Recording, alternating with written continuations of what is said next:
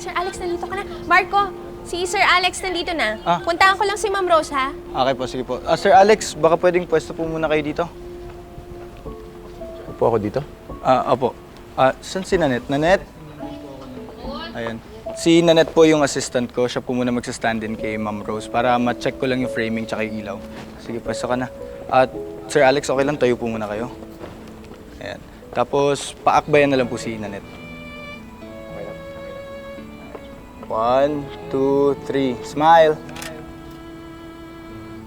Parang matangkad si Nanette. Sige, try naman po natin nakaupo para baka sakaling madaya natin. Closer pa po kayo. Ganun pa Tas rin? Ganun pa rin, akbay pa rin. Ayan. Alright.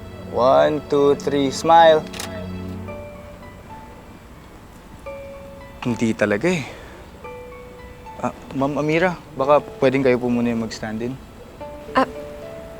Huwag na ako. Si Nanat na lang. Okay na yan. Kababata niyo naman po si Sir, baka mas maging komportable lang siya sa inyo. Para lang naman sa mga test shots natin.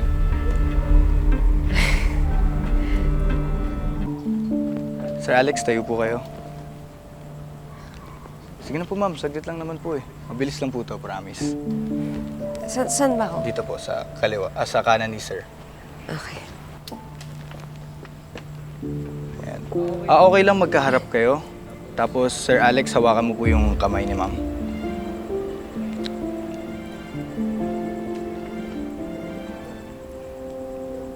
Tapos, tinginan lang po. 1, 2, 3. Alright. Isa pa. 1, 2, 3. 3. Tingin sa mata, tingin sa mata. Okay, 1, 2, 3. Ganda.